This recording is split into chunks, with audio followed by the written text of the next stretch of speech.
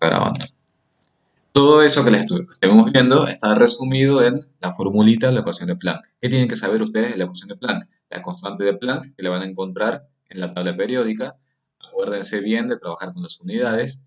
La frecuencia de la radiación, por lo general en segundos a la menos uno o hertz. Velocidad de la luz, también constante que está en la tabla periódica. Y la longitud de onda. Tanto la longitud de onda y la frecuencia tienen que ser datos de su enunciado. En el primer parcial suelen salir siempre este tipo de ejercicios. Para las personas que ya las han cursado, sépanlo, que ya lo saben, digamos, aparecen estos ejercicios, son simples, así que traten de hacerlos bien, porque tienen 2 puntos o 1,5 puntos ya asegurado en el examen. ¿Bien? ¿Para qué queríamos saber nosotros la energía de una determinada radiación? Habíamos dicho que este concepto lo íbamos a relacionar con la propiedad de las especies metálicas para poder liberar los electrones de su superficie. Vimos que los electrones en la superficie metálica de algún determinado elemento, como por ejemplo el potasio, necesitamos hacerle llegar al potasio cierta energía para poder desprender sus electrones. ¿Bien? Entonces, por lo general nosotros vamos a tener un metal, la energía que necesitamos, y tenemos que comparar con la energía que tenemos. Si el valor de la energía de la radiación que nosotros tenemos supera la energía necesaria para poder desprender a los electrones serán liberados de la superficie y a su vez podrán adquirir velocidad. ¿Bien? Van a adquirir energía cinética. En el primer ejercicio, lo que habíamos visto lo vamos a volver a ver porque quiero que trabajen bien el tema de las unidades. En el primer ejercicio nos piden averiguar qué energía se necesitará para poder ionizar, es decir, para poder desprender electrones de 39,1 gramos de potasio. Sabemos nosotros que 39,1 gramos de potasio le corresponden a un mol de átomo de potasio, según lo que dice también la tabla periódica. Como es un mol de átomos de potasio, sabemos que 39,1 gramos es la masa correspondiente a 6,02 por 10 a la 23 átomos de potasio. ¿Y qué dato me dice el ejercicio? El ejercicio me dice que para poder ionizar un solo átomo, uno solo, necesito 6,91 por 10 a la menos 18 joule. Fíjense las unidades como están escritas. 6,91 por 10 a la menos 18 joule por átomo. Para poder ionizar un solo átomo necesito esa cantidad energética. Pero yo no tengo que ionizar un solo átomo. Yo tengo que ionizar 6,02 por 10 a la 23 átomos. Por eso planteo esta relación. Coloco los átomos acá en el numerador para poder simplificar después. Y además hago la conversión de Joule a electron-volt, que como les dije, las conversiones o están en la tabla periódica o bien van a figurar como una leyenda en el parcial. Así que esto no se lo tienen que saber de memoria, ni mucho menos. Sí, me interesa que esta regla la puedan ver y la puedan visualizar bien. Que de todas formas así han venido trabajando ustedes en integración 1. Entonces, por eso, si yo quiero ionizar un solo átomo de potasio, voy a tener que aplicar esa energía. Si yo quiero ionizar un mol de átomos de potasio, voy a tener que ionizar 6,02 por 10 a la 23 átomos. Para poder hacer eso necesito esa cantidad energética. ¿Bien? Un ejercicio bastante simple. Veamos este otro ejercicio. Ustedes acá de todas formas tienen anotado el número del ejercicio y la página. Vamos por cualquier cosa. En el segundo ejercicio me piden averiguar si un fotón, es decir, la radiación de la cual yo dispongo, que tiene esta frecuencia, fíjense el dato y fíjense la unidad, me piden averiguar si el fotón de frecuencia 1,05 por 10 a la 15, segundo de las menos 1, es capaz de ionizar a un átomo y nos dicen que ese átomo tiene como primer potencial de ionización 7,6462 electronvolts. Esta es la energía que yo debo superar para poder ionizar y para poder desprender el electrón del átomo. Todo lo que tengo que hacer en este caso es poder ver qué energía está asociada a esta frecuencia para poder comparar con la energía que le corresponde al átomo. ¿Se entiende esa comparación? ¿Alguna duda hasta ahí? ¿Estamos bien con esa aclaración? Entonces tengo el dato de la frecuencia. Si tengo el dato de la frecuencia, ¿qué tengo que calcular entonces? Para poder comparar con los electronvolts. ¿Qué tendré que calcular? Si tengo la frecuencia de la radiación, tengo que calcular la energía, exactamente. Vamos a calcular entonces la energía del fotón. Si tengo que calcular la energía del fotón y tengo como dato la frecuencia, ¿qué variante de la formulita de Planck voy a utilizar? Voy a utilizar la primera variante, porque en la segunda variante la podría utilizar, pero necesitaría saber la longitud de onda y nada más. Acaso tengo la frecuencia, entonces simplemente utilizo la primera versión de la formulita.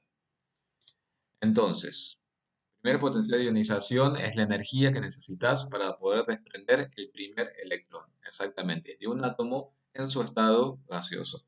Ese es el primer potencial de ionización. A medida que vas desprendiendo electrones, vas a poder avanzar hacia segunda energía de ionización, tercera energía de ionización, y obviamente van a variar entre ellas, porque eso depende mucho del nivel energético en el cual se encuentre el electrón.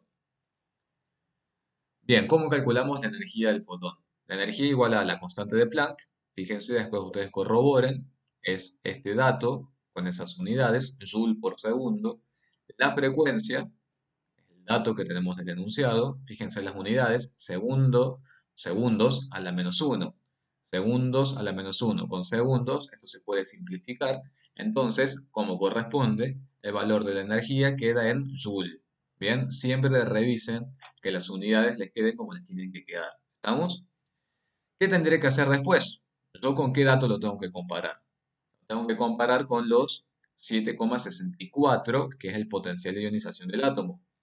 Entonces, el valor de Joule que yo encontré lo tendré que convertir a electronvolt. ¿Cómo? Haciendo uso de esta primera conversión que teníamos acá. Entonces, si yo calculé esta cantidad en Joule, ¿qué voy a decir? Un electronvolt equivale a esta cantidad de Joule. Simplifico, hago los cálculos y obtengo 4,29. Quiere decir que la energía con la cual yo voy a irradiar la superficie metálica va a ser 4,29 electronvolts. ¿Y cuánto necesito yo para poder desprender el electrón, el primer electrón? Necesito 7,64. Exacto, ¿me va a alcanzar entonces la radiación que yo tengo? ¿Qué les parece a ustedes? No, exactamente. No alcanzará la radiación. Entonces, ¿qué voy a decir como conclusión? ¿Qué van a tener que ustedes fundamentar en el parcial? El fotón, el fotón no es capaz de ionizar al átomo. ¿Por qué? Porque no supera el potencial de ionización. Recuerden que todo tiene que estar justificado en el examen. ¿Estamos? Háganse los cálculos y después escriben la respuesta. ¿Alguna duda? Casi les diría que es uno de los primeros ejercicios del parcial. ¿Algo que quieren consultar acá? Muy bien. Fíjense este otro ejercicio, que creo no sé si está en la guía, porque por algo escribí ejercicio de aplicación, pero bueno, vamos a leerlo. Una radiación de longitud de onda 300 nanómetros incide sobre la superficie metálica de un trozo de metal, siendo 5,93 por 10 a la menos 19 joule la energía necesaria para lograr el desprendimiento de un electrón. ¿Qué datos tengo respecto a mi radiación? No tengo ni la frecuencia ni la energía. Tengo la longitud de onda. ¿Estamos? Cuidado también que en algún ejercicio puede ser que no les diga longitud de onda. Puede ser que les diga una radiación de 300 nanómetros. Entonces ustedes por la unidad se dan cuenta que se trata de la longitud de onda. Bien, entonces como siempre, acuérdense, como siempre el objetivo es calcular la energía de la radiación que yo tengo. En este caso no tengo la frecuencia, tengo la longitud de onda. Entonces, ¿cuál variante de la formulita de Planck me parece que podemos utilizar? Yo utilizaría esta segunda variante. ¿Por qué? Porque tengo la constante de Planck, acá es dato, tengo la velocidad de la luz, cuidado también con las unidades, y tengo la longitud de onda, 300 nanómetros, ¿bien? No está resuelto, por eso precisamente para que lo puedan ver ustedes. Simplemente es reemplazar los valores en la formulita y comparar obviamente con ese valor que está acá. Ahora, ¿qué precaución tendrían ustedes cuando vayan a reemplazar los datos en la fórmula? ¿Qué sería lo primero que tendrían que hacer ahí? Muy bien, ¿a quién tendría que convertir primero? Muy bien, perfecto. La longitud de onda, los nanómetros, lo tienen que convertir en metros. Exactamente. ¿Por qué? Porque tienen la velocidad de la luz en metros por segundo. ¿Estamos? ¿Está claro hasta ahí? ¿En qué unidades les va a quedar el resultado? Joule, muy bien, les van a quedar en Joule porque están calculando energía. Por lo tanto, fíjense que en este ejercicio no les hace falta hacer la conversión a electron volts, porque tienen que comparar con un valor en joule. Todas esas cosas que aparecen por ahí, obviedades, lo que les estoy contando, son errores que se suelen ver en los exámenes. Bien, hacer mal las conversiones, eh, introducir los valores con las unidades incorrectas en la fórmula, son todas cosas que se ven en los exámenes. Así que bueno, se los voy anticipando porque es un buen ejercicio para ya asegurarse eh, el buen puntaje. Bien, Brandon, hagan la conversión y seguramente va a ser un número mucho más chico, por supuesto. Kevin, sí, se puede usar la regla de 3. Sí, se puede usar la regla de 3, exactamente. La conversión a nanómetro es a la -9. Bien, entonces bueno, hagan la conversión de los 300 nanómetros a metros y creo que les queda así, ¿no? A la -7 puede ser. Revisen el cálculo que hizo Brandon. Creo que sí les queda así. Tienen 300 nanómetros. Así que bueno, si alguien lo puede revisar, perfecto.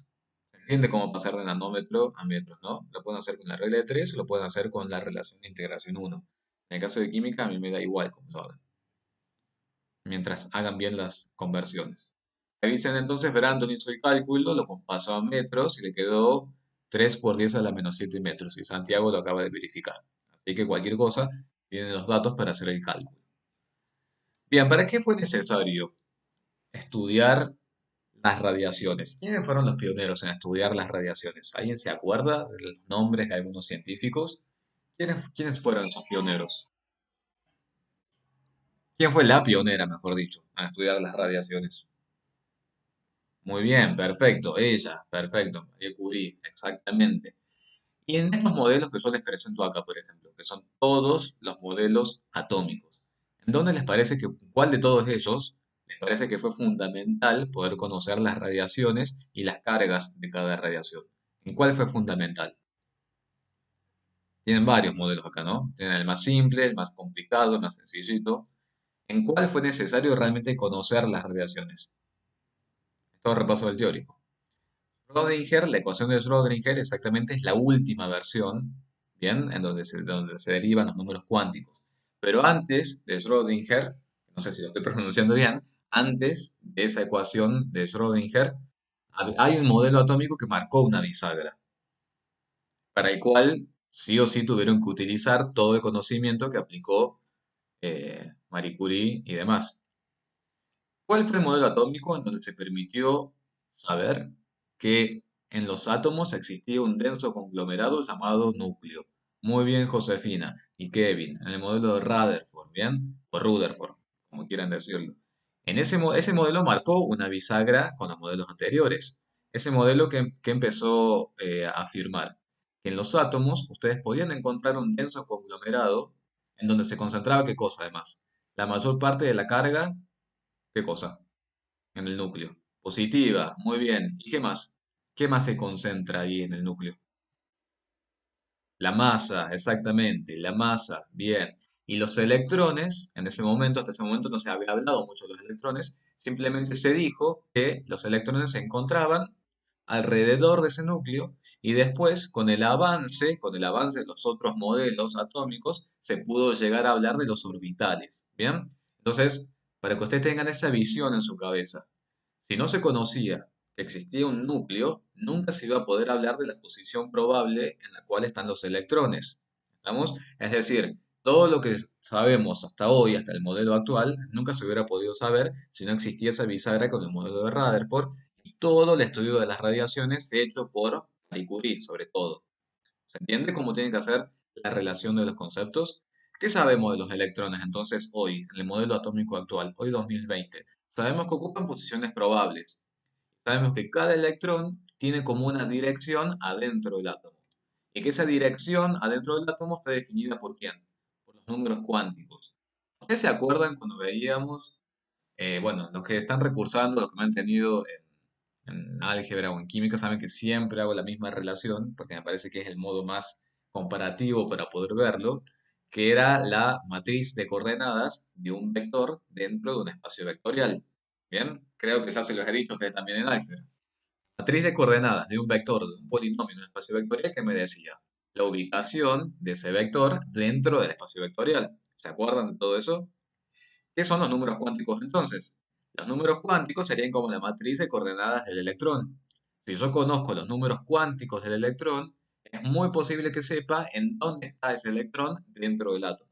¿Se entiende para qué sirven los números cuánticos? Es la dirección de los electrones dentro del átomo. ¿Bien? Pero acuérdense que siempre se encuentran alrededor del núcleo.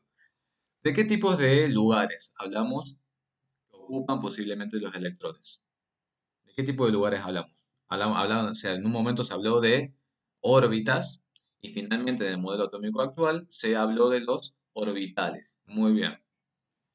Todo eso se encuentra entonces definido por los números cuánticos y para hablar de los números cuánticos tenemos que saber que existen niveles de energía. Cada nivel de energía tiene una forma geométrica que le es característica. Y a su vez, cada nivel de energía, ustedes también se deben haber visto, que tiene subniveles de energía. Y que a su vez, para poder conocer la configuración electrónica de un átomo, necesito saber cómo los electrones ocupan todos esos niveles y subniveles de energía y que existe una regla práctica para poder realizar la configuración electrónica. ¿Bien? ¿Cómo se llama esa regla práctica? ¿Con qué nombre lo vieron? ¿Cómo se llama? La regla de la diagonal. Lo tienen que haber visto bajo ese nombre, ¿cierto? Exactamente. Fíjense que cómo comenzaría siempre el llenado de los niveles en una configuración electrónica típico. 1S, 2, 2S2, 2P6, 3S2, 3P6. ¿Qué indica el número entero? Por ejemplo, en el 1S.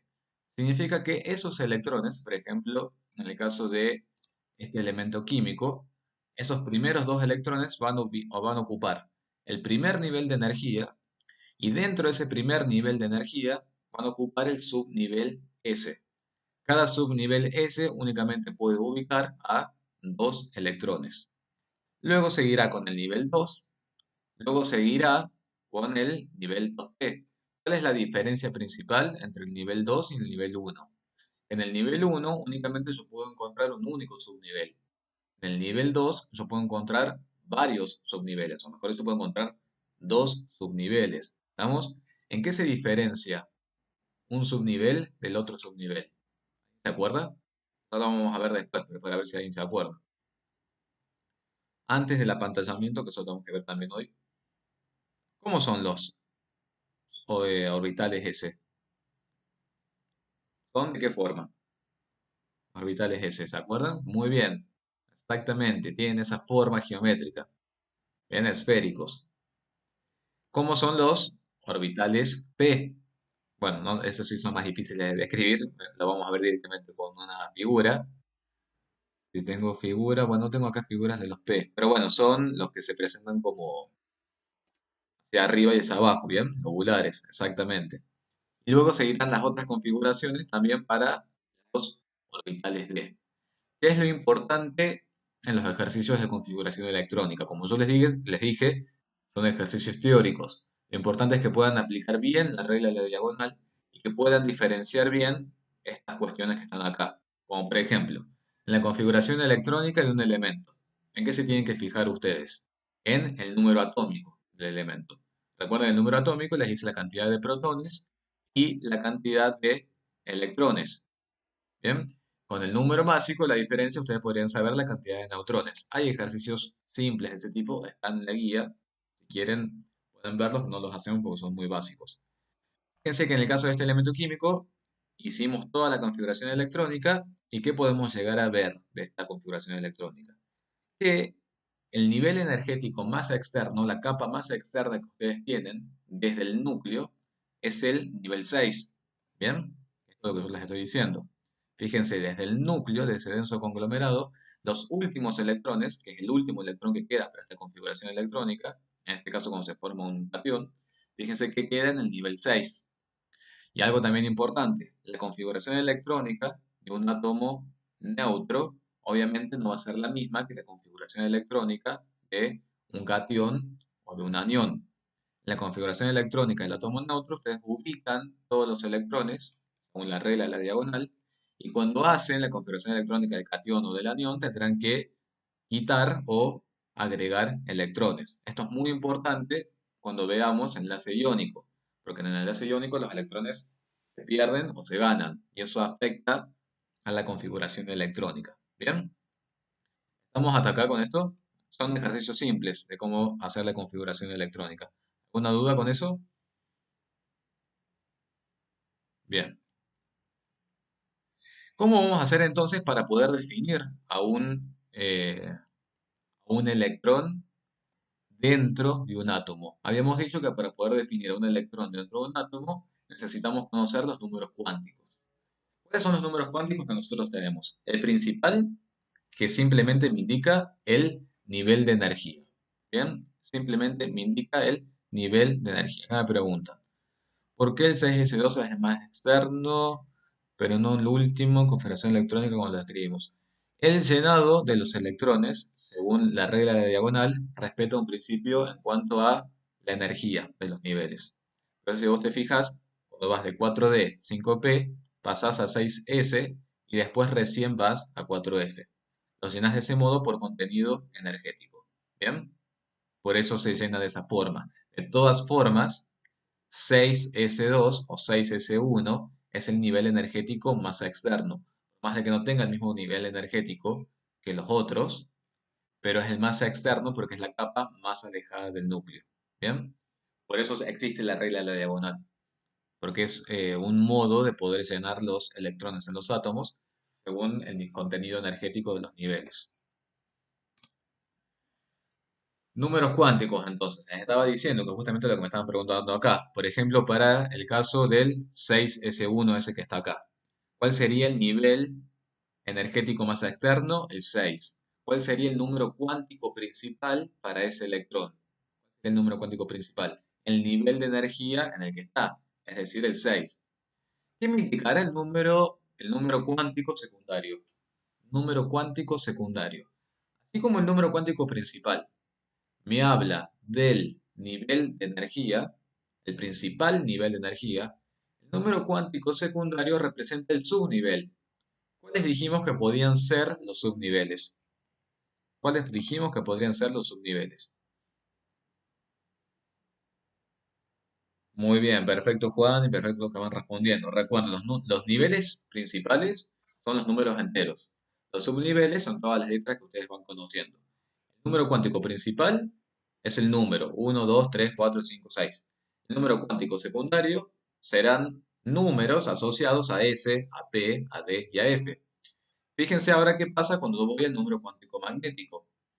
Dijimos también que el número cuántico secundario, que representa a un suborbital o a un subnivel, dijimos que entre ellos se diferencian por su forma geométrica. El número cuántico magnético está relacionado con la forma geométrica que tiene el orbital. Es la disposición geométrica del orbital en el espacio. Ahora la vamos a ver en un ejemplo. Y el spin simplemente hace referencia al giro del electrón. Ustedes tienen que haber visto cuando llenan, digamos, no me gusta decirle que ciencias cuánticas, pero cuando van llenando los distintos niveles y subniveles, cómo los van ubicando en los distintos niveles de energía, en cada rayita que van haciendo. ¿Se acuerdan cómo lo hacen eso? Lo tienen que haber visto en el teórico. Perfecto, más allá de desapareados, exactamente que es otra reglita que tienen, los ubican de a dos, ¿bien? Desapareados y después apareados, ¿bien? Pero los van ubicando de a dos en cada subnivel, ¿bien? En cada subnivel ustedes los van ubicando de a dos. Entonces, si los van ubicando de a dos, quiere decir que un electrón tiene que tener un giro en el sentido horario y el otro electrón tiene que tener un giro en el sentido antihorario. Por eso decimos que nunca hay dos electrones que tengan exactamente el mismo juego de números cuánticos. Si coinciden en todo, en el principal, en el secundario y en el magnético, tienen que diferir en el número cuántico de spin. Si un electrón gira en este sentido, el otro electrón tiene que girar en el sentido inverso, ¿bien? Si uno va así, el otro tendrá que ir así. ¿Entienden? Vamos a ir a un ejemplo directamente, así lo pueden ver bien con las configuraciones geométricas. Vamos a hacer para el mismo, para el lutecio, fíjense, vamos a trabajar con el 6s1. 6s1. Veamos, ¿qué dice? A ver, ¿dónde estamos en 6s2? 6. Bien. Acuérdense, ubicamos al electrón.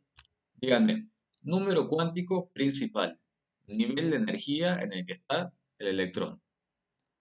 Muy bien, 6, perfecto. Vayamos del principal, ahora tenemos que ir al secundario. ¿Qué me dice el secundario? Según la regla matemática, ¿qué valores podría ocupar el secundario? Desde 0 hasta, ¿qué cosa? El secundario. Puede ir desde 0 hasta n-1, ¿bien? Desde 0 hasta n-1. Quiere decir que si el número cuántico principal es 6, el secundario podría ser desde 0 hasta 5. ¿Están de acuerdo? Bien. Ahora, ¿qué dijimos también? Saliendo de la matemática. El número cuántico secundario está relacionado con el subnivel. ¿Bien? Este electrón 6s1, ¿en qué subnivel se encuentra? En el S, exactamente, se encuentra en el S. Y para los subniveles S, el número que le corresponde del número cuántico secundario es el 0. Por eso decimos que el 6s1 se encuentra en un número cuántico principal 6.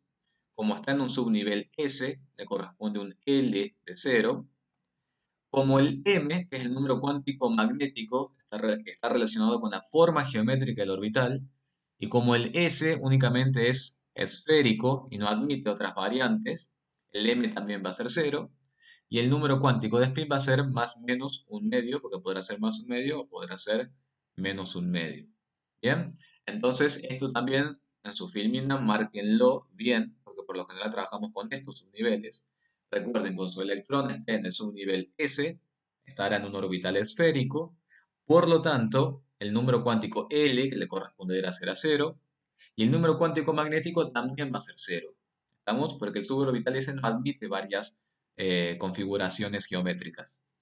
¿Alguna duda con ese? Vamos a ir al otro, que se ve un poquito mejor toda la variante geométrica. ¿Alguna duda con el 6s1?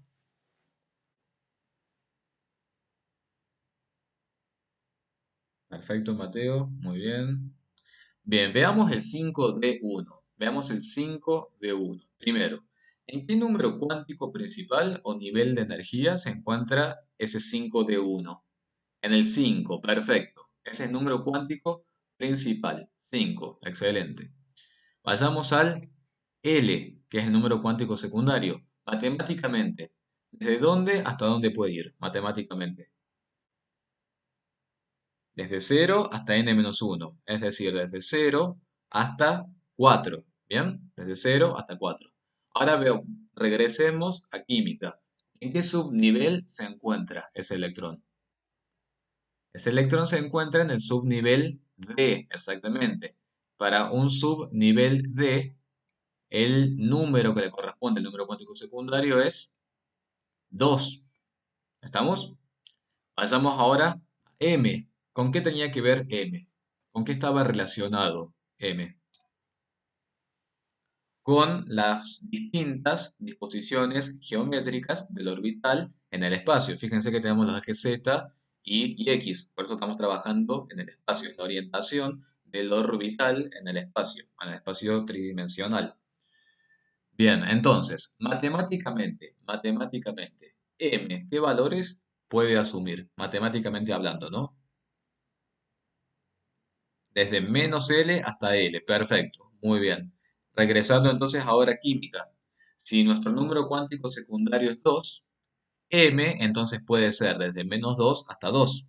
Es decir, que puede ser menos 2, menos 1, 0, 1 y 2. Es decir, tenemos 5 números cuánticos magnéticos posibles. ¿Y a qué hace referencia cada uno de esos 5 números cuánticos magnéticos posibles? Hace referencia a las 5 configuraciones geométricas en las cuales podemos encontrar a ese orbital D en el espacio. Bien, fíjense que son distintas las configuraciones a lo largo de los 3 ejes coordenados. Son las distintas ubicaciones en el espacio. Quiere decir que si yo les dijera, por ejemplo, que mi electrón en realidad se encuentra acá, en el 3D y Z, en el 3D y Z. Y diríamos que en el 5D y Z, acá no sería 3, sería el 5D y Z. ¿Estaría en qué nivel energético? 5. Como está en un subnivel D, estaría con un L igual a 2. Y como está en la configuración 3D y Z, ¿qué número cuántico magnético le corresponderá? Decimos, menos 2 para esta, menos 1 para esta, 0 para esta configuración, 1 y 2. Si mi electrón estuviera en esta configuración geométrica, estaría en 5, estaría en 2 y estaría en 0. Y el número cuántico de spin estaría en más menos un medio también. Ahora, si mi electrón estuviera ubicado en esta configuración geométrica o disposición espacial, ¿cuáles serían los cuatro números cuánticos? A ver si se animan a escribirlo. Si estuviera en esta última configuración geométrica. Muy bien, estaría 5, 2, 2 y más menos un medio. ¿Se entiende eso? ¿Está claro? ¿Alguna duda con los números cuánticos? Si fuéramos en el pizarrón les haría más ejercicio, pero bueno, vamos a ver si podemos hacer otro más.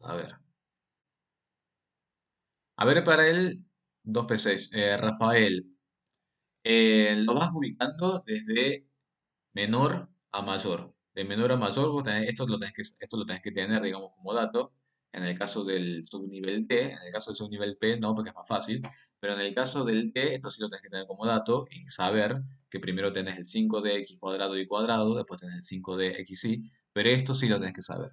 O sea, lo tenés que tener como dato, no lo tenés que saber de memoria. ¿Bien? Por eso vamos a ir, eh, por ejemplo, algo más sencillo. Si yo les pidiera que me caracterizaran, que también se dice así, caracterizar un electrón, a un electrón ubicado, por ejemplo, en un 2p. Si estuviera alguno de estos electrones que está acá. Caractericemos alguno de estos 6 electrones. ¿Cuál sería el número cuántico principal? 2. Muy bien. Está en un subnivel P. Por lo tanto, ¿cuál es el número que le corresponde para el subnivel P? 1, exactamente. Entonces está en 2, está en 1. ¿Cuál será el número cuántico magnético? ¿Cuáles son las variantes que puede haber para el número cuántico magnético? Menos 1, 0 y 1. ¿Bien? ¿Con qué estaba relacionado eso? El menos 1, 0 y 1. Con las formas que ese subnivel P tiene en el espacio. ¿Bien? Si se dispone sobre el eje Z, sobre el eje Y, sobre el eje X. Entonces, dependiendo si está sobre el eje Z, sobre el eje Y o sobre el eje X, será que estará en menos 1, estará en 0 o estará en 1. Y nada más. ¿Se dan cuenta cómo lo tienen que ir viendo? Y obviamente spin será más o menos un medio. ¿Está claro? Bien. A ver si podemos hacer ese ejercicio que está ahí. ¿Qué exponente, Kevin?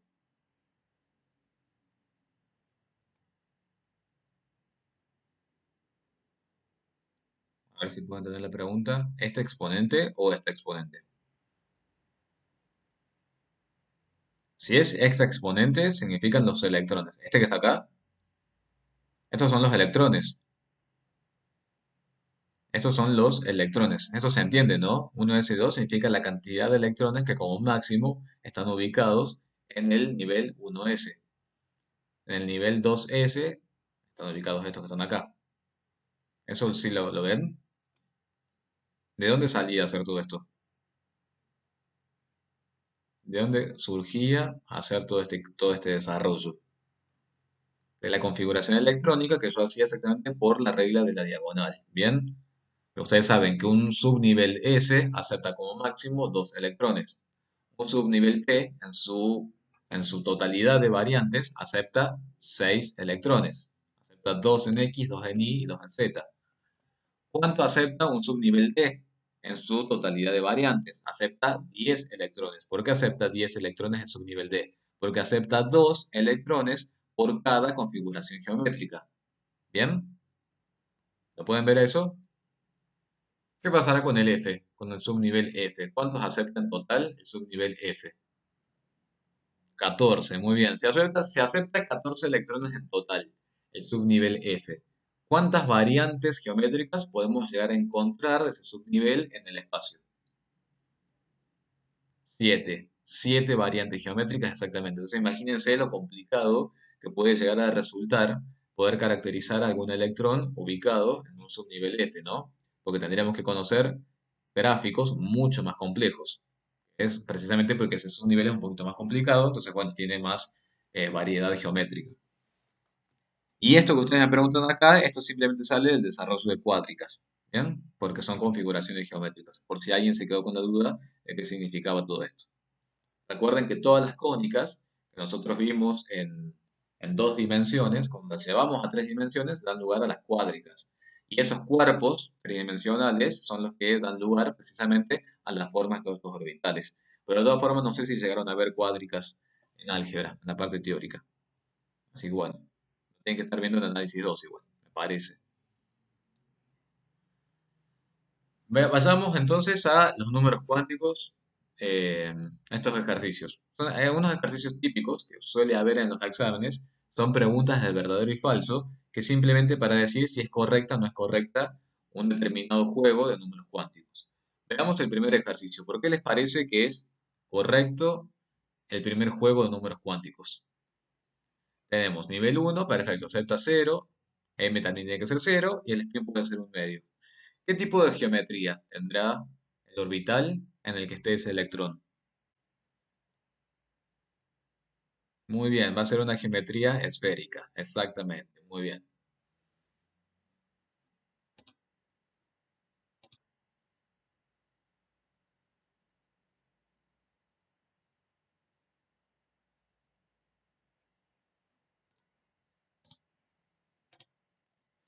Bueno, a medida que se vaya sumando gente, vamos a continuar.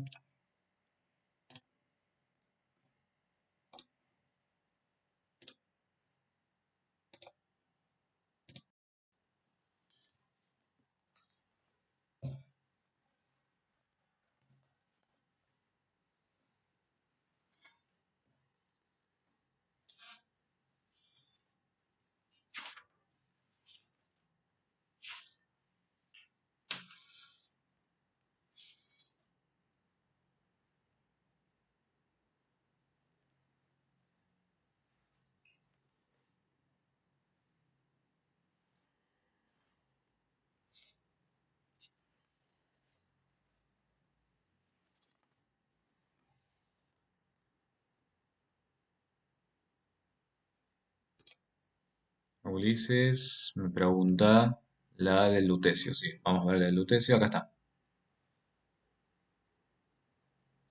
Kevin me dice los dos estarían mal, bien, ahí vemos por qué estarían mal los otros dos ejercicios.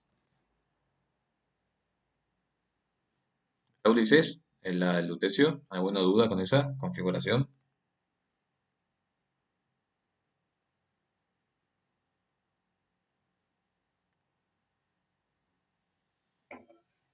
Bien, a Kevin, que me preguntaba, que está perfecto, ¿por qué estarían mal? Vamos a analizarlos. A ver, si un electrón tiene un número cuántico principal de 2, ¿cuáles serían los subniveles que podría tener un número cuántico principal de 2?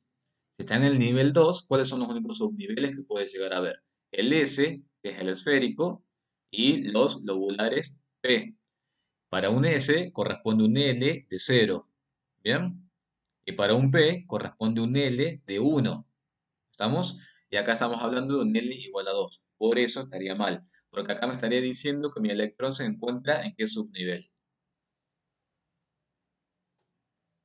En D, exactamente, y eso no es posible, porque en el nivel cuántico principal 2 no existe un subnivel D. ¿Se entiende? Veamos por qué está mal el último. ¿Por qué les parece que está mal el último jueguito de números cuánticos?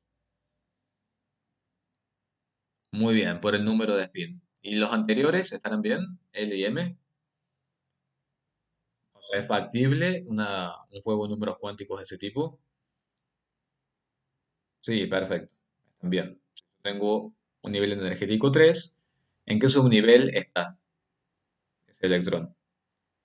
En el D, muy bien. Y dentro del D, se encuentra en la configuración electrónica, la cuarta, en el 3D XZ. Tadeo, el número cuántico de spin es el sentido de giro del electrón junto con otro electrón.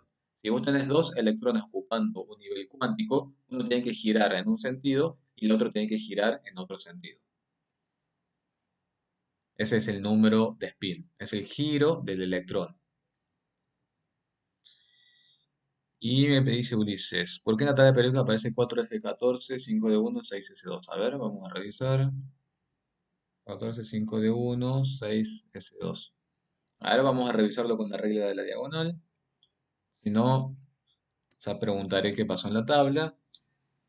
A ver, tenemos. Díganme si, según la regla de la diagonal, ¿está bien? Yo estoy revisándolo también. Tenemos 5F6, 5S2, 4F14, 5D1. Tiene que haber algo en la tabla, entonces. Debe estar mal en la tabla periódica. Porque, según la regla de la diagonal, yo lo veo bien. No encuentro error acá en la regla de la diagonal. Díganme si ustedes ven algún error, pero lo veo bien. Si no, se pregunto por qué en la tabla está distinto. No sé por qué en la tabla figura distinto. Pero acá me parece que está bien en la regla de la diagonal.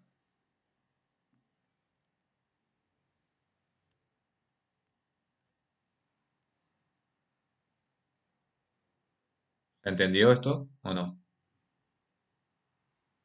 ¿Está bien? Genial. ¿Al resto? ¿Todo bien? Ya voy a preguntar a Ulises por qué figura distinto en la tabla. Vos sabés que no sé por qué figura distinto en la tabla. Ya le voy a preguntar a la profe del teórico, para ver si ella me puede decir por qué. Porque bueno, puede, a lo mejor que eso justo es una excepción y bueno, yo sin saber que es una excepción utilicé ese ejemplo, pero no creo. Pero bueno, cualquier cosa le pregunto al profe teórico a ver qué me dice. Bien, entonces, hasta acá que hemos visto. Hasta acá que hemos visto. Resumiendo esta primera parte de estructura atómica. Hemos visto que desde la primera concepción del átomo fueron atravesándose varios modelos atómicos hasta llegar al modelo actual. El modelo actual principalmente que establece.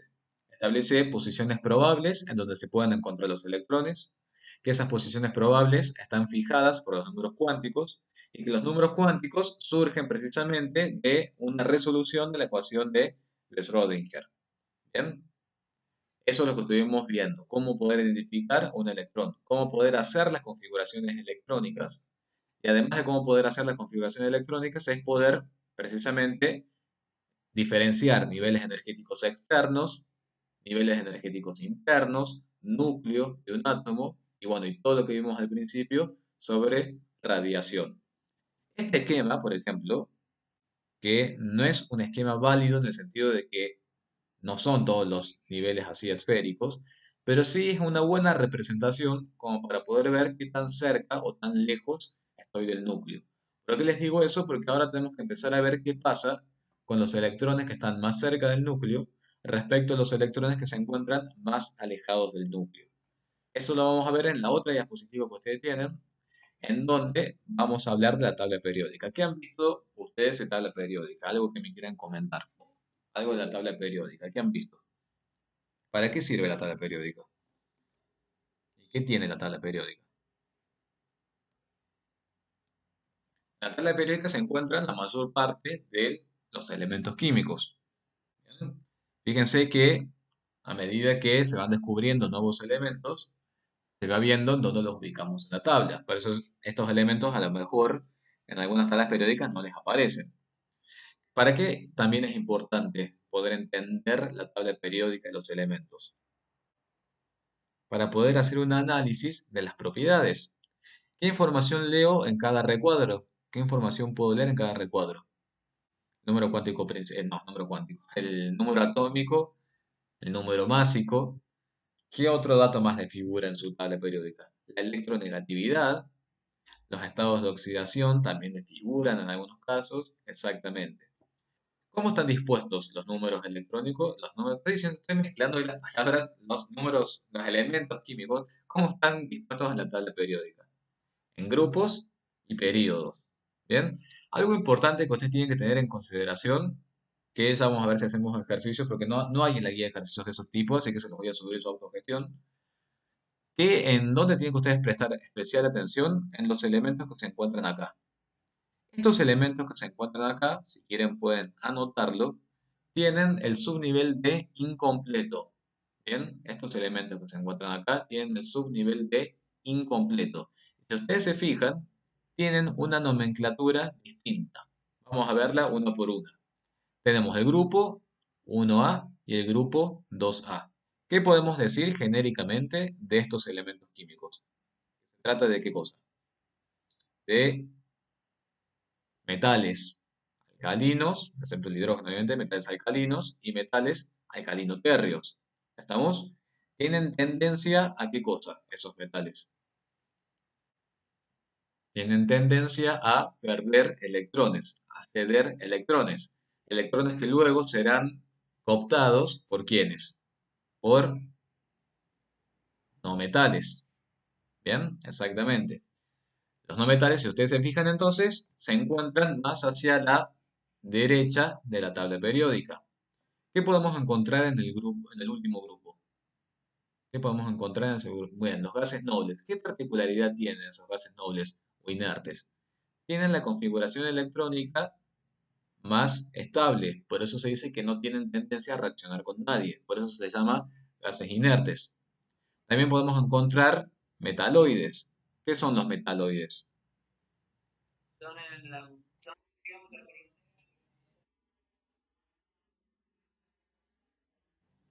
Perfecto, muy bien, perfecto. ¿Algún ejemplo que me pudieran decir de los metaloides? Perfecto, muy bien, perfecto, excelente.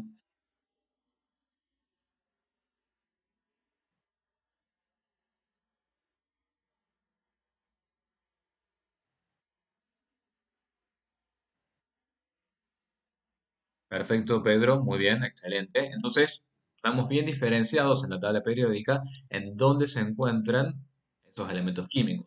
Recuerden siempre, metales vienen a este extremo, no metales, inertes, metaloides. Y después tenemos elementos de transición.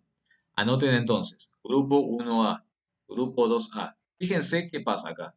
Fíjense qué pasa acá, que como les digo, no hay ejercicio sobre eso en la guía, se los voy a subir yo a la autogestión. Fíjense cómo es la nomenclatura. 3B, 4B, 5B, 6B, 7B, 8B, 8B, 8B, 1B y 2B.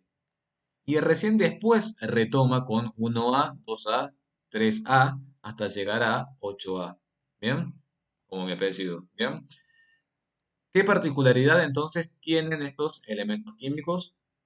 Que yo les dije que se pueden darse cuenta cuando hacen la configuración electrónica. ¿Qué particularidad tienen esos elementos químicos cuando hagan la configuración electrónica? ¿Con qué se van a dar cuenta? Que les falta. Muy bien, no completan el subnivel B. Si ustedes cuando hagan la configuración electrónica completan el subnivel B, van a saber que están obviamente hablando de elementos químicos en este sector de la tabla. Cuando les aparezca 5D1, 5D5, por ejemplo, van a saber que se tratan de elementos ubicados en este sector de la tabla periódica. Algo importante, antes de ir directamente a las propiedades de la tabla periódica, es poder ver la electronegatividad y la electropositividad. Ezequiel, Pablo, gas noble 8, así. Aunque no sé si soy tan noble, ¿eh? No sé si soy tan inerte. Eso, la verdad que tengo mis dudas. En ese sentido tengo mis dudas. Me parece que debería ser un poquito más inerte, pero bueno. No se imagina, esta semana ha sido de loco. Les digo que casi que no les iba a poder dar clases porque estaba teniendo problemas con internet y estoy enviando unos papeles al CONICET y bueno, no podía enviar los papeles. Son una semana de locura. Por suerte, hasta ahora no se ha cortado internet. Por eso si ven que se me corta la voz o algo, me avisan porque está muy mala la conexión acá en mi casa. Así que bueno, por las dudas. Bueno, les estaba diciendo, electropositividad y electronegatividad. ¿Con qué estará relacionada la electronegatividad? La electronegatividad es esa tendencia a que aceptar o a tener los electrones, a tener los electrones, muy bien. ¿En dónde estarán entonces ustedes viendo en la tabla periódica una mayor tendencia a la electronegatividad? ¿Hacia la derecha o hacia la izquierda? Muy bien. La electronegatividad siempre va a ir aumentando en este sentido, porque estos elementos tienen mayor electronegatividad. Y la electropositividad, ¿en dónde la van a poder observar ustedes? Siempre en la parte de los metales, exactamente. Si ustedes se fijan, la electronegatividad está muy relacionada con la energía de ionización. Todo lo que estoy diciendo es teórico, ya vamos a ir directo a los ejercicios, pero es como para refrescarles un poco lo que han visto en la parte teórica. ¿Qué era la energía de ionización? Es la energía necesaria para poder desprender un electrón de un átomo en su estado gaseoso. ¿En qué sector de la tabla periódica les parece a ustedes que voy a necesitar mayor energía para poder desprender un electrón? ¿Y en dónde prácticamente es imposible desprender los electrones? ¿En dónde les parece que es difícil primero? ¿Dónde les parece que es difícil? En los no metales, exactamente. En los no metales es difícil desprender un electrón, exactamente. ¿En dónde es imposible desprender los electrones? En los gases nobles, exactamente. ¿Y en dónde es más sencillo poder desprender un electrón? En grupo 1A y grupo 2A, exactamente. Entonces, cuando ustedes estudien todo esto, acuérdense siempre de estas relaciones. La electronegatividad está muy relacionada con la energía de ionización. La electropositividad a la inversa. ¿Estamos? ¿Alguna duda con ese concepto? Si yo les dijera, por ejemplo, en el caso del cloro. El caso del cloro me va a costar mucho poder desprenderle un electrón. Sin embargo, a lo mejor se puede hacer. Pero ¿por qué me va a costar mucho desprenderle un electrón? ¿Qué le falta al cloro para llegar inmediatamente a ser argón? ¿Le falta qué cosa? El cloro para hacer argón. Le falta un electrón. Entonces, imagínense, tratar de desprender un electrón del cloro es prácticamente imposible. No tan imposible como en el argón, obviamente, pero es prácticamente imposible. Entonces, cuando lo estudien, analícenlo siempre de ese modo. ¿Qué otras propiedades conocen de la tabla periódica? Que es lo que vamos a ver ahora, que es lo que tenemos que introducir. ¿Qué otra propiedad conocen ustedes de la tabla periódica? Otra propiedad. La atomicidad, que lo podríamos ver en el sentido del radioatómico. ¿Bien? El radioatómico, el radioiónico. ¿Con qué estará relacionado el radioatómico? Exactamente, Kevin, uno de los electrones, uno de los elementos los que es más fácil de desprenderles es el litio. Exactamente. El radio atómico está relacionado principalmente a la nube electrónica, la expansión o el dominio de la nube electrónica. Yo les pregunto, ¿qué dijimos que había en el núcleo del átomo? ¿Qué había en el núcleo del átomo? Masa y ¿qué más? Protones. ¿Bien? ¿Qué hay alrededor del átomo? Electrones. Muy bien. ¿Qué pasa con los protones y los electrones? Obviamente hay una atracción electrostática. Si la atracción es muy fuerte, si la atracción es muy fuerte, de tal modo que los protones atraen muy fuertemente a los electrones, ¿cómo les parece que va a ser esa nube electrónica? Va a ser más compacta, ¿lo pueden imaginar a eso? Si yo tengo protones, tengo electrones y lo atrae con mucha fuerza. El dominio de esa nube electrónica va a ser más pequeño, porque se va a compactar, se va a contraer. ¿Qué pasa si los protones no atraen tan fuertemente a los electrones? ¿Cómo va a ser esa nube electrónica? Exactamente, va a tener un mayor dominio, va a ser más dispersa. Entonces, en donde haya más atracción, ¿cómo será el radio? En donde haya más atracción, ¿cómo será el radio atómico? ¿Más pequeño o más grande? Muy bien, va a ser menor por la contracción de la nube electrónica. Bien. Todos estos conceptos de carga positiva en el núcleo, de electrones, que es la carga negativa, están relacionados con el número atómico, por supuesto, porque el número atómico es el que me dice cuánta carga positiva tengo. Y dentro del número atómico nosotros podemos hablar de una variante que es el Z efectivo, que es la carga nuclear efectiva, que ustedes la tienen que haber visto y nosotros obviamente lo vamos a repasar. ¿Qué entendemos por carga nuclear efectiva? Carga nuclear efectiva es verdaderamente la carga que percibe un electrón de parte del núcleo. Analicemos, por ejemplo, para el átomo de sodio. Para el átomo de sodio supongamos que consideramos los electrones acá en el nivel 1, que corresponderían al 1s2. ¿Qué carga va a percibir un electrón ubicado en el 1s2?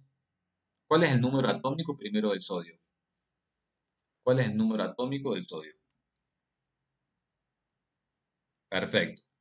Quiere decir que cada electrón ubicado en el 1s2 va a percibir una atracción ejercida por los 11 protones que se encuentran en el núcleo. Sin embargo, esa atracción que existe entre los electrones y el núcleo, muchas veces se puede ver apantallada por la presencia de otros electrones. Bien, el núcleo no puede prestarle toda la atención a este electrón porque se encuentra apantallado por este otro electrón, como los hijos que compiten por la atención de los padres, ¿se entiende? Ese efecto de apantallamiento es el que ejercen los otros electrones. Entonces veamos, no es lo mismo hablar de un electrón en un mismo nivel, no es lo mismo hablar de electrones en otros niveles, y no es lo mismo hablar de electrones aún mucho más alejados. Por ejemplo, fíjense en el caso del nivel 1. ¿Qué pasa con el apantallamiento que ejerce un electrón sobre el otro electrón? Este apantallamiento sí se debe considerar, ¿bien? Este apantallamiento sí lo debo considerar porque es un electrón junto con otro electrón en el mismo nivel. Ahora yo les pregunto, un electrón en el nivel 3, un electrón en el nivel 3, ¿puede llegar a interrumpir o a modificar al electrón en este nivel 1 en cuanto a la tensión del núcleo? Está muy alejado. No, exactamente. En el nivel 3, los electrones que se encuentren en el nivel 3 no van a ejercer apantallamiento. ¿Estamos? El apantallamiento de este electrón con respecto a este núcleo va a estar más influenciado por este electrón que se encuentra en el mismo nivel y un poco, pero solo un poco, por los electrones en los niveles energéticos un poquito más alejados. Los que se encuentren más lejanos directamente no van a ejercer mella sobre el apantallamiento. ¿Bien? Sabrina me pregunta, el del nivel 3, este que está acá, se ve afectado por los electrones del primer nivel y segundo nivel. Claro, en ese caso sí. La atracción que el núcleo ejerza sobre el electrón en este nivel sí se va a ver interrumpida por los electrones que están acá. ¿Por qué? Porque para el nivel 3 los electrones internos serían estos electrones y estos electrones. Ahora, para el nivel 3, en este caso en este átomo no, porque el átomo es sodio, pero si hubiera un nivel 5, al nivel 3, por ejemplo, el nivel 5 no la apantallaría. ¿Entienden la lógica del concepto? Ahora le repetimos, Tomás. El resto, ¿cómo anduvo con este concepto?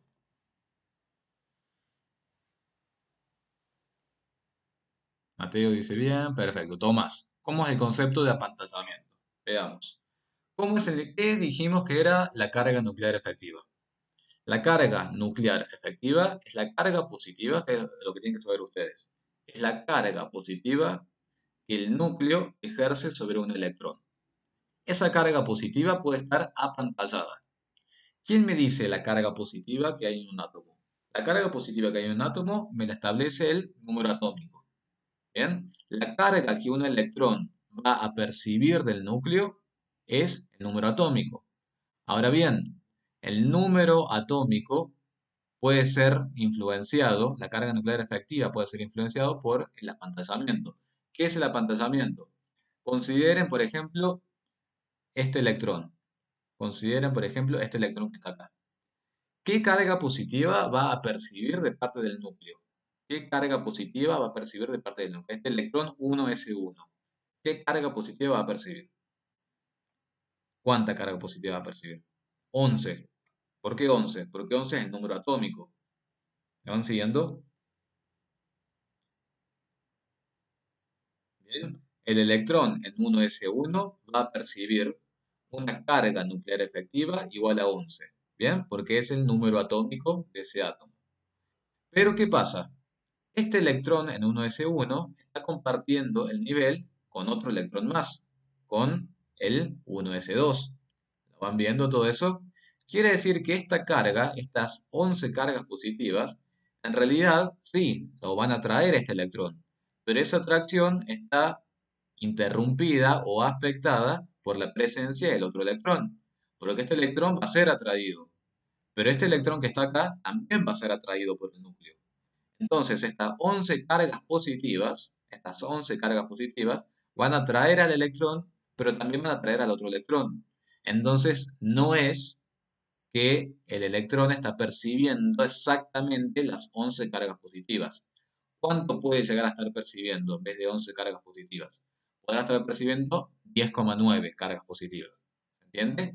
Es un poco, es un poco menos por la presencia del otro electrón. O no 10,9, 10 si quieren verlo. 10,9 es muy próximo. ¿Se entiende el concepto? Es la carga positiva del núcleo sobre el electrón. esa carga positiva es compartida por los otros electrones en el nivel interno. ¿Se entiende lo que estoy diciendo? Véanlo con la formulita. ¿Qué pasa ahora? No, 10,9 Kelvin es un ejemplo. Es un ejemplo, estoy diciendo que en vez de percibir 11 cargas positivas, percibe un poquito menos, precisamente por el apantallamiento.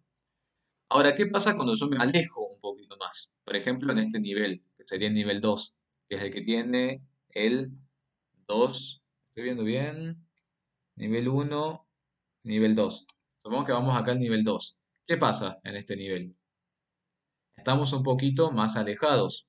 Estamos un poquito más alejados. Entonces, la carga del núcleo sobre estos electrones le puede contrarrestar un poco a este electrón, pero ya no hace tanta mella, ¿bien? Porque los electrones que están más próximos al núcleo son estos que están acá. Y ahora, un electrón mucho más alejado, por ejemplo en el nivel 3, en el nivel 4, en el nivel 5, por supuesto que va a ser atraído por el núcleo, pero al estar tan alejado del núcleo, esa atracción no va a interrumpir tanto la atracción del núcleo con los electrones más internos. Eso se trata. El apantallamiento se calcula siguiendo un par de reglas que lo van a ver en química inorgánica. En química inorgánica ustedes van a calcular con números efectivos cuánto vale la constante de apantallamiento. Entonces, ¿qué es la constante de apantallamiento? Es básicamente el número atómico, o mejor dicho, ¿qué es la carga nuclear efectiva? Es el número atómico menos una constante de apantallamiento. ¿Quiénes influyen en la constante de apantallamiento entonces? ¿Quiénes son los que influyen en la constante de apantallamiento? ¿Los electrones de qué tipo? Los electrones, muy bien. ¿Y quiénes ejercen la mayor constante de apantallamiento? ¿Qué tipo de electrones? Los electrones, muy bien, los electrones del mismo nivel, los electrones más cercanos al núcleo, son los que interfieren. ¿Se entiende lo que estoy diciendo? Esto es muy importante para que podamos ver el concepto de radio. ¿Alguna duda hasta acá? Yo no tengo ningún problema en volverlo a repetir. ¿Alguna duda hasta acá?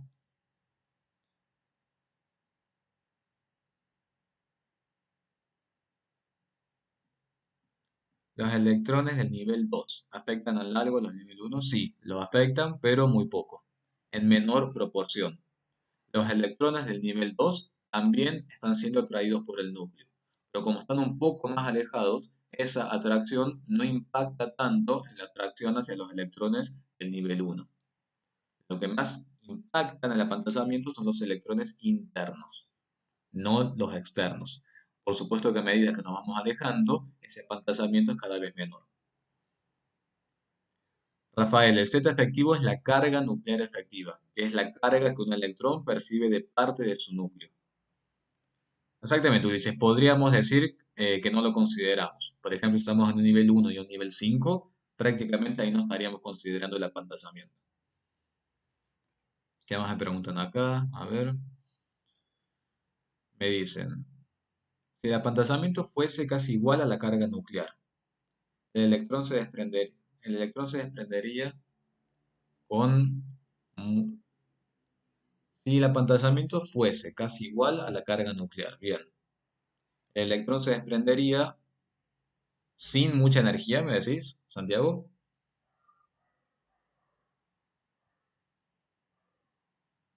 Bien, perfecto, acá vamos a diferenciar entre dos conceptos. Vamos a volver a la tabla periódica.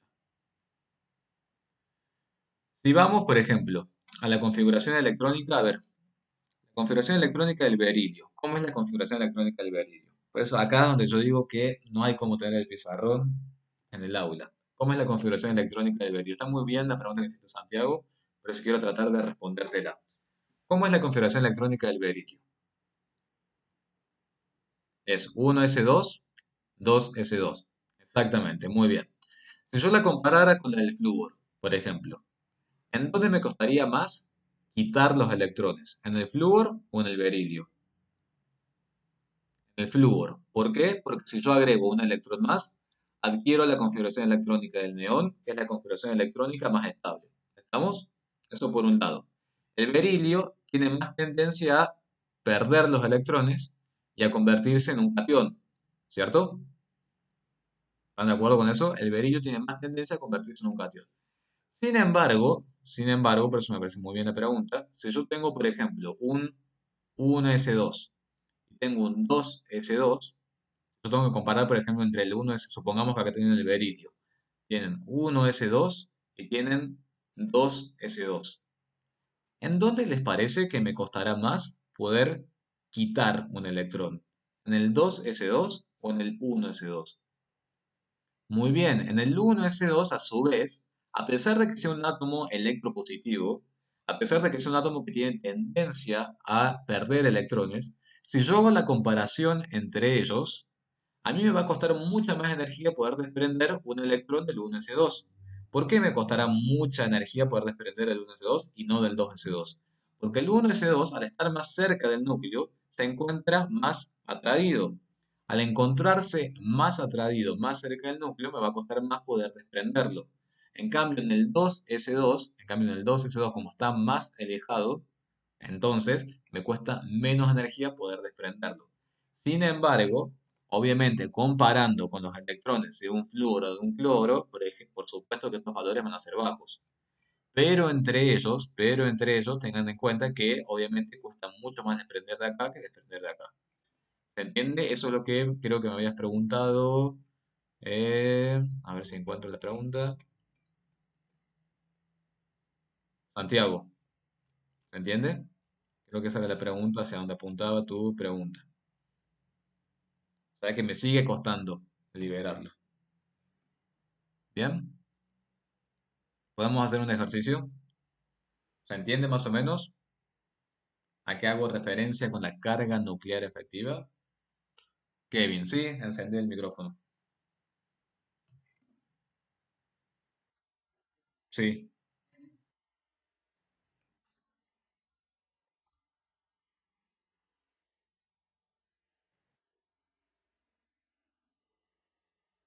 sí. Con-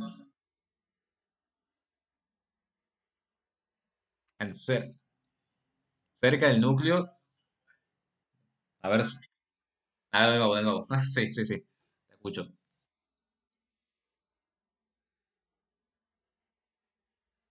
Lo, lo que están cerca del núcleo, a ver, lo que están cerca del núcleo están muy fuertemente atraídos. ¿Bien? Kevin, fíjate bien. Si yo tengo electrones en este primer nivel, están muy fuertemente atraídos por el núcleo, en comparación con los electrones que están acá. ¿La puedes ver a eso?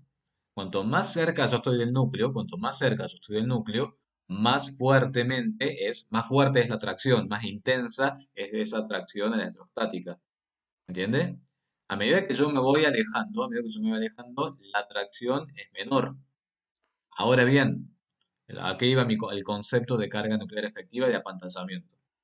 Si bien la atracción entre estos electrones y este núcleo es fuerte, nunca llega a ser para este electrón, por ejemplo, una atracción de 11 cargas positivas netas. ¿Por qué no llega a ser una atracción de 11 cargas positivas netas? Porque esa atracción electrostática está siendo apantallada por la presencia del otro electrón. Este otro electrón, bueno, no te olvides, que también quiere ser atraído por el núcleo. Por lo tanto, esas 11 cargas positivas, de algún modo, como que se tienen que distribuir entre este electrón y este otro electrón. Por eso se dice que la carga nuclear efectiva del electrón nunca llega a ser completamente el número atómico, sino que es menos por el número de apantallamiento, por la presencia de los otros electrones. ¿Se entiende lo que estoy diciendo? ¿Cuál era la pregunta, Kevin? Sí, sí, puedo preguntarme, sí, sí.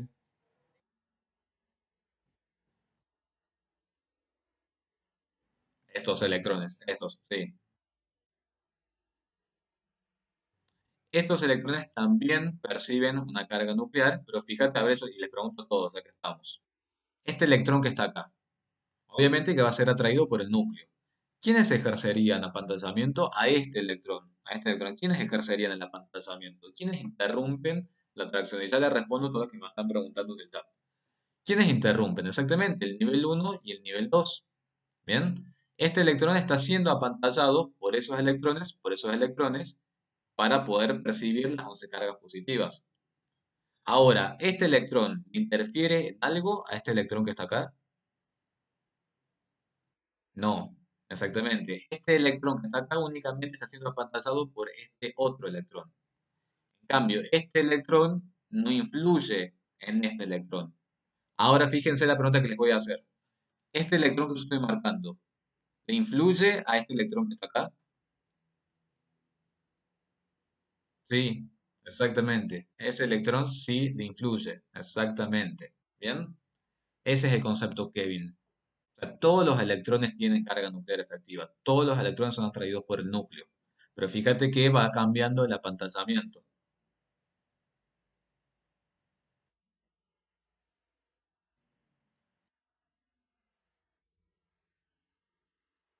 Sí,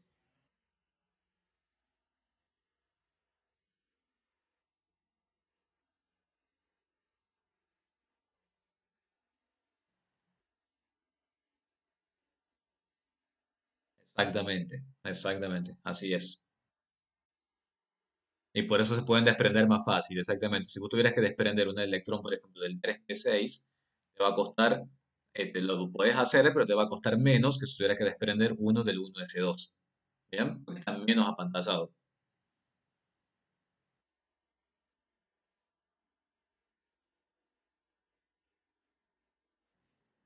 Sí, sí, dame un segundito, Pedro, ya te escucho. Quiero ver si Kevin entendió el concepto. Y ya le respondo a Victoria, que me hizo una pregunta.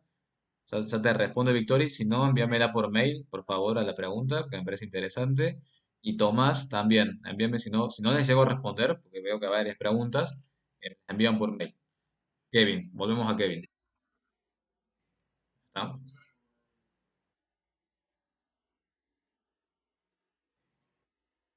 Claro, voy a decir que claro, exactamente. Vos siempre tenés que, imagínate el esquema. Si vos tenés un electrón acá, para poder llegar desde este electrón hasta el núcleo, para poder llegar desde este electrón hasta el núcleo, necesitas la presencia de todos esos electrones acá que están obstaculizando esa atracción. ¿Bien? Vamos a Pedro. Excelente, Kevin. Sí,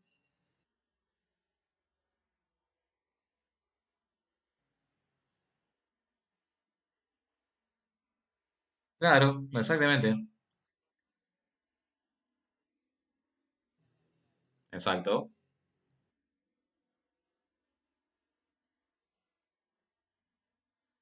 exacto.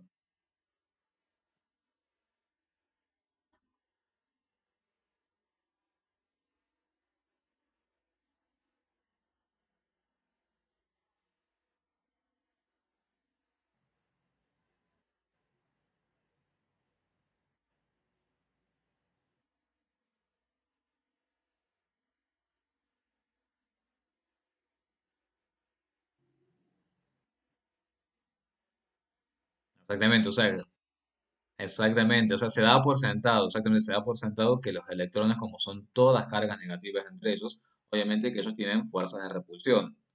De hecho, ese es el principio por medio del cual se generan los enlaces químicos. En los enlaces químicos, los electrones que se comparten en un enlace covalente ocupan posiciones de modo tal que la repulsión entre ellos sea mínima. ¿Bien? Y obviamente que todos ellos compiten por la atracción positiva del núcleo. Exactamente, muy bien, Pedro, la analogía con el imán.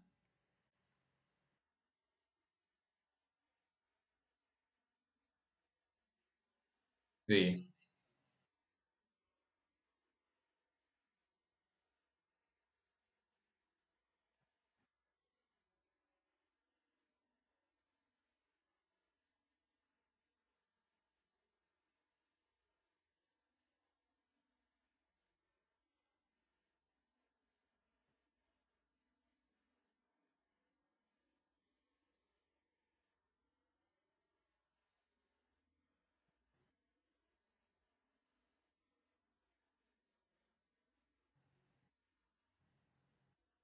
exactamente. Bien, son buenas analogías. Lo van siguiendo, Pedro, ¿no? Son buenas analogías lo que está planteando. Bien, está bueno poder hacer esas comparaciones. Excelente, muchas gracias, Pedro. ¿Se entendió más o menos todo lo que estuvo comentándoles Pedro? O sea que ya vieron enlaces en el teórico, en el práctico también no hemos visto enlace. pero en el teórico se han visto enlaces, así que bueno, ahí tienen para poder complementar, que me parece perfecto que hagan todos esos aportes.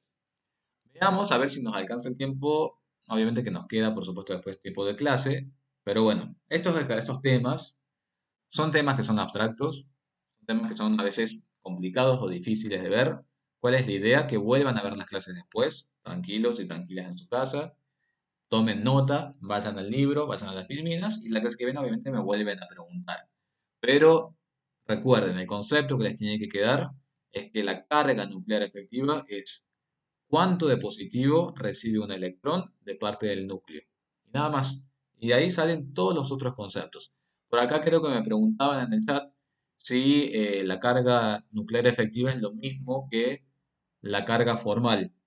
La carga formal es un concepto que tienen que haber visto cuando hacían los enlaces químicos. En realidad la carga formal está asociada a la carga de un átomo cuando está en un compuesto. Así que no es lo mismo que carga nuclear efectiva. No confundan por las dudas esos conceptos.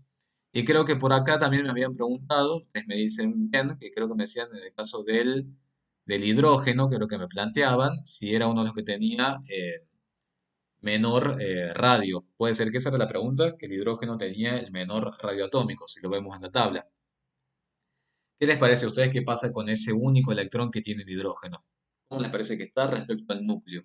Ese único electrón que tiene el hidrógeno. ¿Cómo les parece que está respecto al núcleo? ¿Cómo será la atracción de ese uno respecto al núcleo? A Victoria creo que me había preguntado, ¿no? Exactamente, fíjense la atracción que puede llegar a haber entre el núcleo del hidrógeno y ese único electrón. Por lo tanto, ¿cómo les parece que será el radio de ese elemento?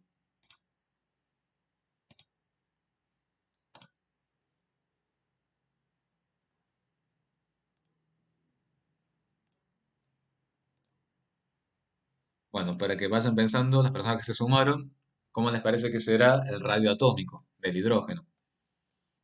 Muy compacto, tendrá mucho dominio, esa nube electrónica.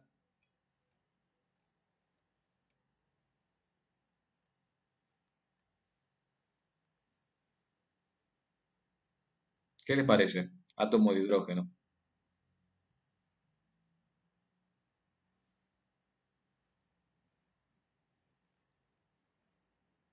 ¿No se les ocurre nada? ¿Están muy cansados ya? Entonces, ¿cómo les parece que será? Muy bien. ¿Cómo? Ah, en el caso del átomo de hidrógeno, ¿cómo les parece que es la atracción del núcleo para con el único electrón que tiene? Es una atracción electrostática bastante fuerte. Por lo tanto, el radio, ¿cómo les parece que será? Demasiado compacto, exactamente.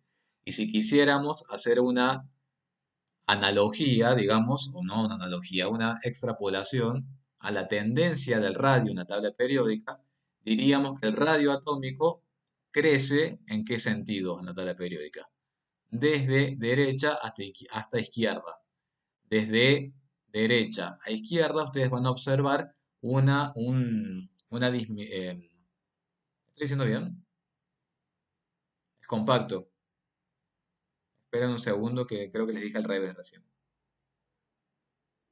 Radio atómico, exactamente. La disminución del radio atómico va ¿en qué dirección? La disminución del radio atómico. ¿En qué dirección va la disminución del radio atómico? Muy bien. De izquierda a derecha, a ver, nos ponemos de acuerdo. Se me hizo una confusión en la cabeza también de conceptos. Muy cansado. Veamos, el radio atómico lo queremos relacionar con la carga nuclear efectiva. Analicémoslo de ese modo. Porque a mí no me gusta hablar tanto de izquierda a derecha porque se me termina confundiendo como pasó ahora. Pero analicémoslo con la carga nuclear efectiva. Cuanto mayor sea la carga nuclear efectiva, cuanto mayor sea la carga nuclear efectiva, ¿cómo va a ser el radio? ¿Más pequeño o más grande? Cuanto mayor sea la carga. Muy bien. Cuanto mayor sea la carga nuclear efectiva, más pequeño va a ser el radio. La carga nuclear efectiva está relacionada con qué cosa? Con el número atómico. ¿Estamos de acuerdo? La carga nuclear efectiva está relacionada con el número atómico. Por lo tanto, en un periodo, ¿cómo aumentará la carga nuclear efectiva?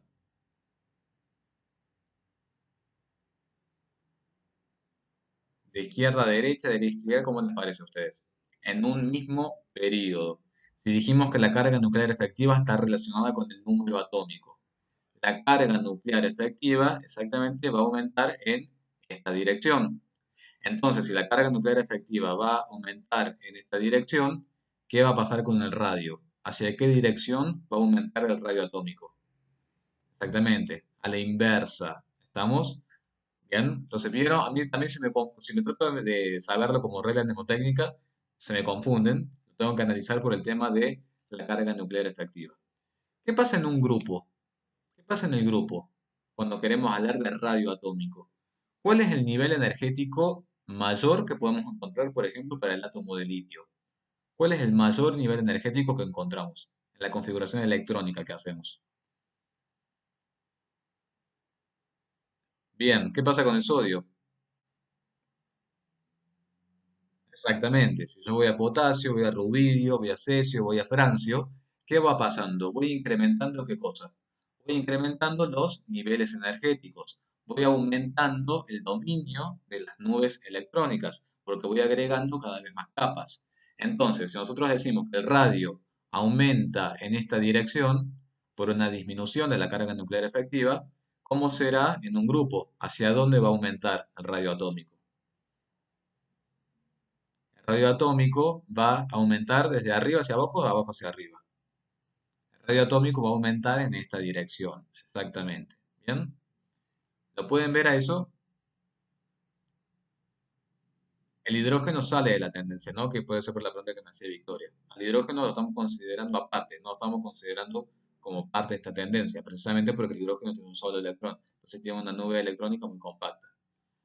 Damos entonces carga nuclear efectiva, lo vamos a repetir por las dudas. Carga nuclear efectiva está relacionada con el número atómico. ¿Por qué? Porque es la carga positiva que un electrón percibe de parte de su núcleo. ¿Hacia dónde aumenta el número atómico en un periodo? Dijimos que aumenta en esta dirección. Por lo tanto, la carga nuclear efectiva también va a aumentar en esa dirección. Si la carga nuclear efectiva hacia los electrones aumenta, quiere decir que las nubes electrónicas se compactan cada vez más. Por eso, si la carga nuclear efectiva aumenta en esta dirección, el radio tiene que disminuir en esa dirección. ¿Hacia dónde aumenta la energía de ionización? ¿Hacia dónde aumenta la energía de ionización? Aumenta en esta dirección precisamente porque nos vamos yendo desde los metales hacia los no metales, los cuales tienen mayor tendencia a ganar los electrones. ¿Bien? ¿Y qué pasa en un grupo? ¿Qué pasa en un grupo con el radio atómico? Aumenta en esa dirección porque van aumentando las capas electrónicas, van aumentando los niveles de energía, va aumentando el dominio de la nube electrónica. En un grupo, lamentablemente, solamente lo podemos aplicar dada la variedad, digamos, de propiedades que existen entre los elementos, las propiedades periódicas en los grupos las explicamos a partir del agregado de niveles de energía. Por eso es que se dice que en un grupo aumenta en esa dirección el radio atómico. Veamos este ejercicio, así nos concentramos de nuevo en la energía de ionización. Lo que les dije recién era todo como un pantallazo de todas las propiedades periódicas. Pero vayamos de nuevo a la energía de ionización. Nos tenemos que concentrar en el átomo de litio. ¿Cuántos electrones tiene el litio? 3 electrones. Tiene un Z de 3. La configuración electrónica sería 1s2 y 2s1. Y fíjense que el ejercicio, que es el ejercicio 9, me dice que el primer y segundo potencial de ionización es 520 y 7300 kJ por mol. Me preguntan, ¿a qué se debe que la primera energía de ionización sea mucho más pequeña que la segunda energía de ionización? Si nosotros vemos la configuración electrónica del litio, la primera energía de ionización sería la energía necesaria para desprender a qué electrón, al 2s1. ¿Lo pueden ver? Cuando yo quite el electrón 2s1, la segunda energía de ionización va a ser para la pérdida de qué electrón, de uno de los electrones del 1s2. ¿Se entiende? Quedándome 1s1. ¿Por qué les parece a ustedes que cuesta más poder arrancar a un electrón del 1s que del 2s? ¿Quién presenta la mayor carga nuclear efectiva? ¿El electrón del 1s o el electrón del 2s? El electrón del 1s, exactamente.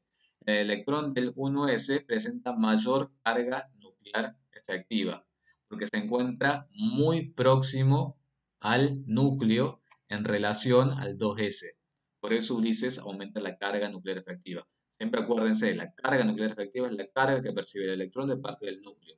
Si yo quiero desprender este electrón, voy a necesitar ¿cuánto? 520. Cuando yo desprenda este electrón y me quede la configuración electrónica 1s2, ahora voy a tener que poder desprender uno de los electrones que está acá, o este o ese. Este electrón se encuentra mucho más cerca del núcleo respecto a este otro electrón. Por eso me cuesta mucho más poder desprenderlo. ¿Se entiende? ¿Quién ejerce apantallamiento sobre este electrón que está acá? ¿Quién ejerce apantallamiento sobre ese electrón que está ahí? El otro electrón que está acá y un poco, pero muy poco, este electrón que está acá. Ahora, ¿quién ejerce apantallamiento sobre este electrón que está acá?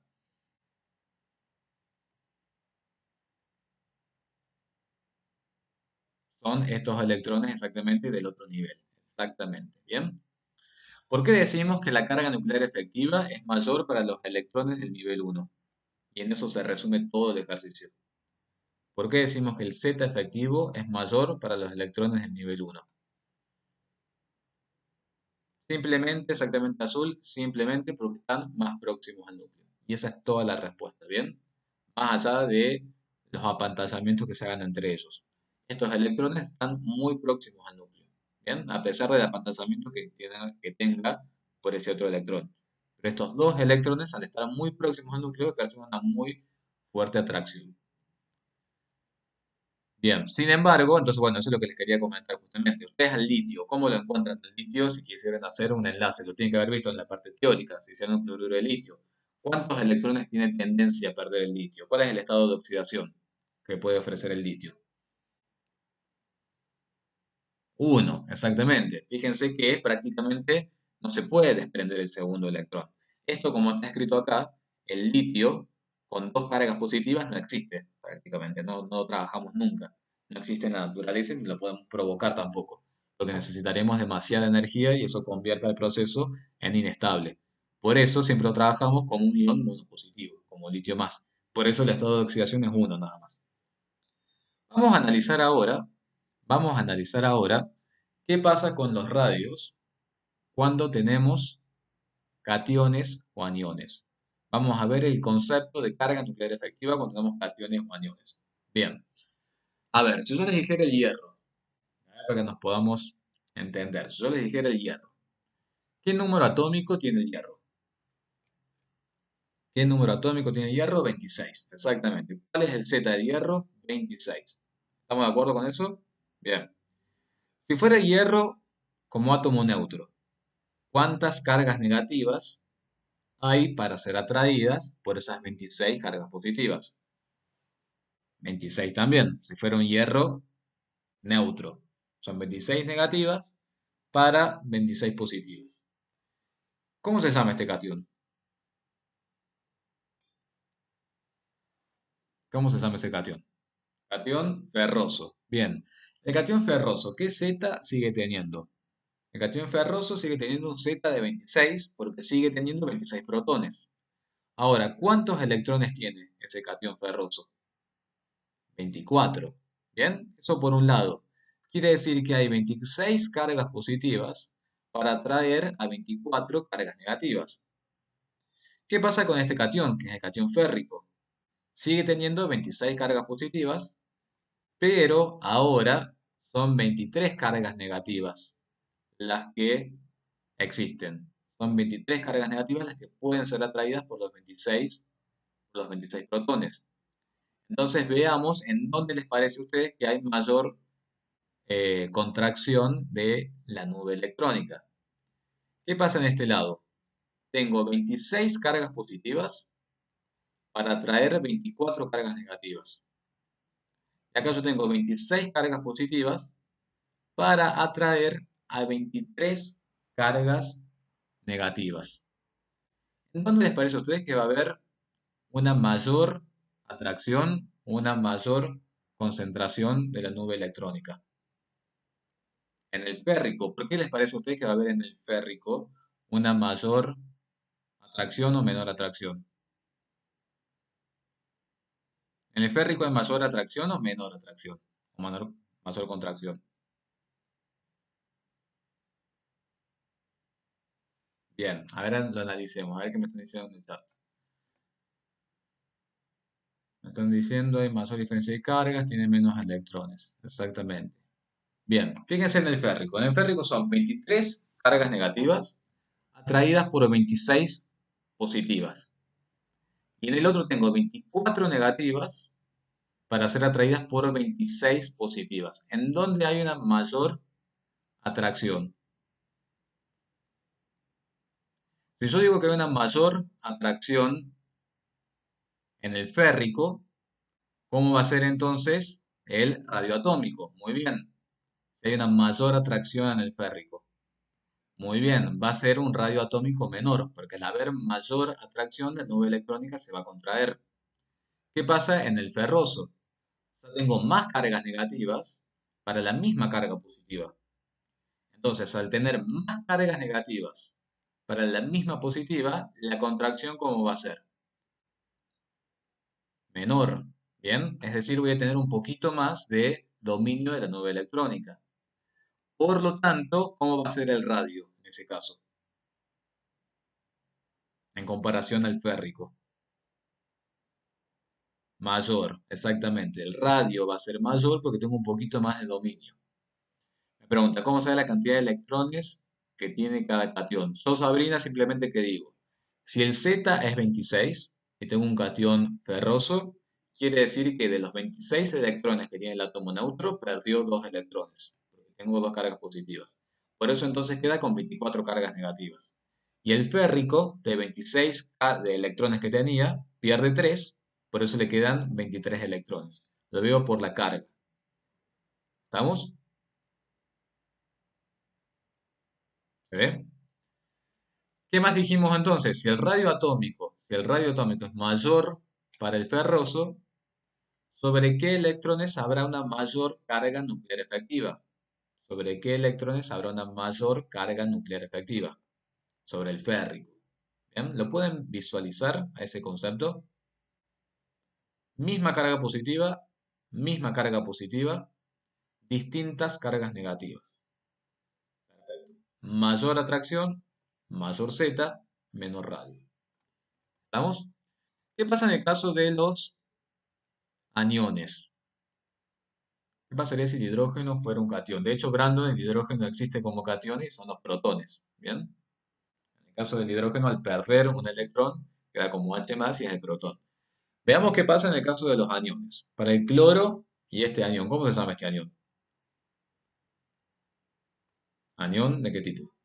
Anión cloruro, exactamente, es el anión cloruro, perfecto. ¿Cómo es el Z? ¿Cuál es la carga positiva para ambas especies? La carga positiva para ambas especies.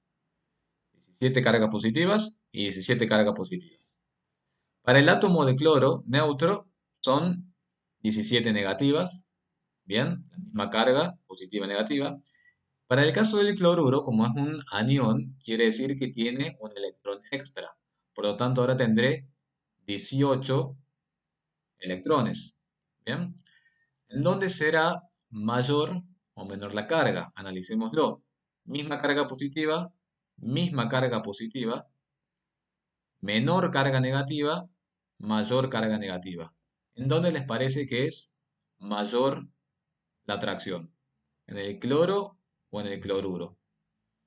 En el cloro es mayor la atracción, exactamente, porque para una misma carga positiva tengo menos carga negativa acá que acá. Entonces, si acá es mayor la atracción, porque es mayor el Z efectivo, es mayor la carga del núcleo sobre esas cargas negativas, ¿cómo va a ser el radio del cloro respecto al cloruro?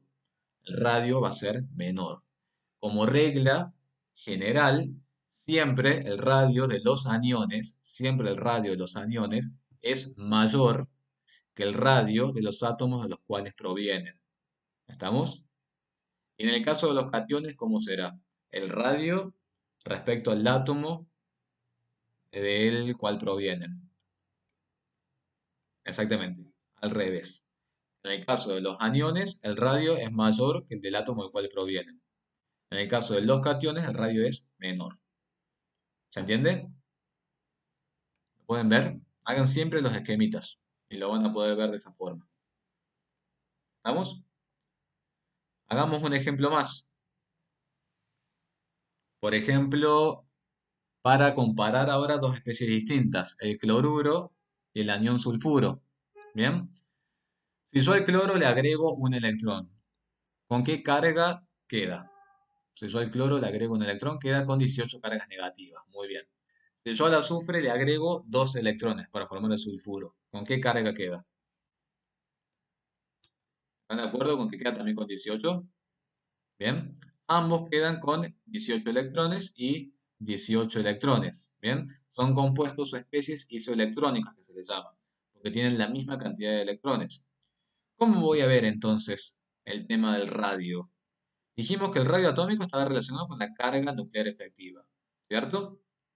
Y que la carga nuclear efectiva está relacionada con el número atómico y también está relacionada con la constante de apantallamiento.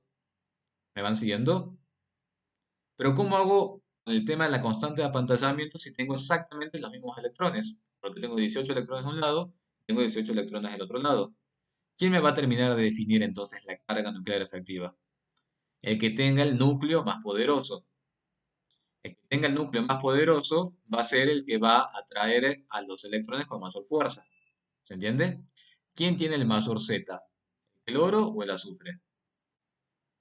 El cloro exactamente tiene el mayor Z, es el mayor número atómico, tiene el núcleo más poderoso, tiene más fuerza para atraer a los 18 electrones. Entonces, si el cloro tiene el mayor Z, tiene el núcleo más poderoso, ¿cómo va a ser su radio respecto al sulfuro? Menor, exactamente. Vamos con el caso del magnesio y el magnesio catiónico y el aluminio catiónico. Si yo al magnesio le quito dos electrones, ¿con cuántos electrones queda? Hagan la cuenta, me dicen.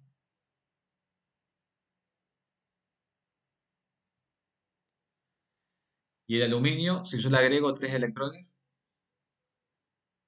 no importa, Matías, no hay problema. A ver, si yo el magnesio pierde, si el magnesio pierde dos electrones y el aluminio después pierde tres electrones, ¿con cuántos electrones quedan ambos átomos? Ambos, los dos, con 10. Entonces, únicamente van a ser isoelectrónicos cuando ambos sean cationes. Si tienen la misma cantidad de electrones, el apantallamiento es igual. Entonces, ¿quién me va a definir el radio de esas especies? Al igual que antes. Muy bien, el que tenga el núcleo más positivo. Quien tenga el núcleo más positivo va a ser el que ejerza mayor carga nuclear efectiva sobre sus electrones. El aluminio tiene un Z mayor al magnesio. Al tener el aluminio un Z mayor al magnesio, catiónico y catiónico, tendrá un mayor Z efectivo. Si el Z efectivo es mayor, ¿cómo será el radio del aluminio respecto al del magnesio? Menor. Todo surge, absolutamente todo surge del núcleo y su positividad. Por ahí no se dan cuenta, hagan estos esquemitas como yo los hago. Pueden hacer, si quisieran, el del magnesio más 2 y el del aluminio, ver cuántos electrones le queda, cuántos electrones le queda y ver la carga. Si quieren, lo podemos hacer imaginariamente. ¿Cuántos dijimos que teníamos acá? 10 negativos y 10 negativos, ¿puede ser? 10 negativos y 10 negativos. ¿Y el magnesio cuánta carga positiva tenía? Bien, ¿y el aluminio?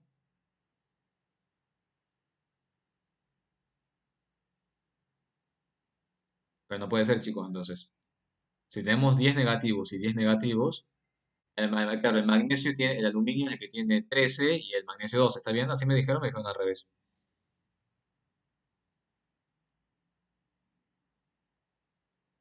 Perfecto.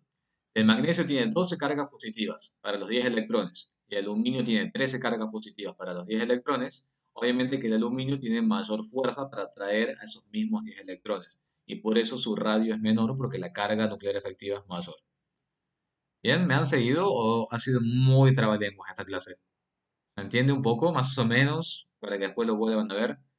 Hagan los esquemitas y se van a dar cuenta. Bien. A ver si podemos hacer estos ejercicios, pero bueno, este lo vamos a dejar para la clase que viene. No, este lo podemos ver. Puede que si no dejamos para la clase que viene para no marearlos tanto. Perfecto, me alegra que se haya entendido porque bueno, yo hoy también estoy como medio perdido, como se dan cuenta, entonces bueno, me alegra que lo vayan entendiendo también junto conmigo. Ese es el objetivo. Eh, quiero ver un ejercicio que se los pueda decir, pero que no confundirlos tanto. Veamos el ejercicio 18. Vemos el ejercicio 18 y el ejercicio 19. Al 13, última, véanlo, tranquilos ustedes, y si no lo entienden, lo vemos en la clase que viene. No, no se los quiero dar ahora por las dudas, así que por las dudas no me entiendan ustedes, o yo no me puedo hacer entender, porque es un ejercicio que tiene sus cosas. Entonces, vamos a ver el 18 y el 19. La clase voy a ver si se la puedo subir hoy. Hubo un problema la semana pasada, porque por alguna razón no podía subir a YouTube y después de insistir, insistir, insistir, me di cuenta que en realidad lo mejor era subirlos al Drive. Así que bueno, pero si las puedo, se las subo hoy mismo. Este es uno de los ejercicios. Pueden hacer todos los ejercicios de la página, que les digo qué página es.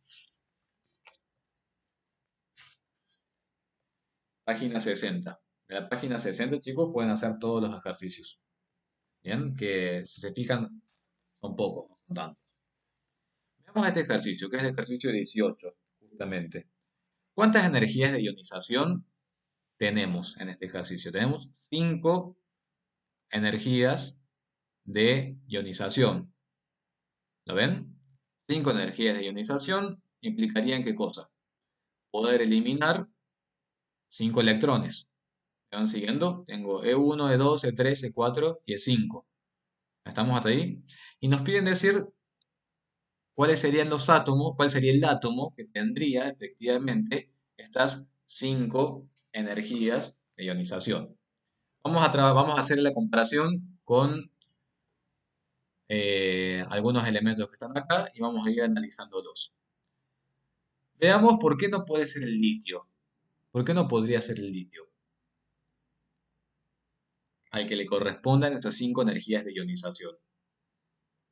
¿Cuántos electrones tiene como máximo litio para poder eliminar? Exactamente. ¿Bien? ¿Por qué no podría ser el berilio?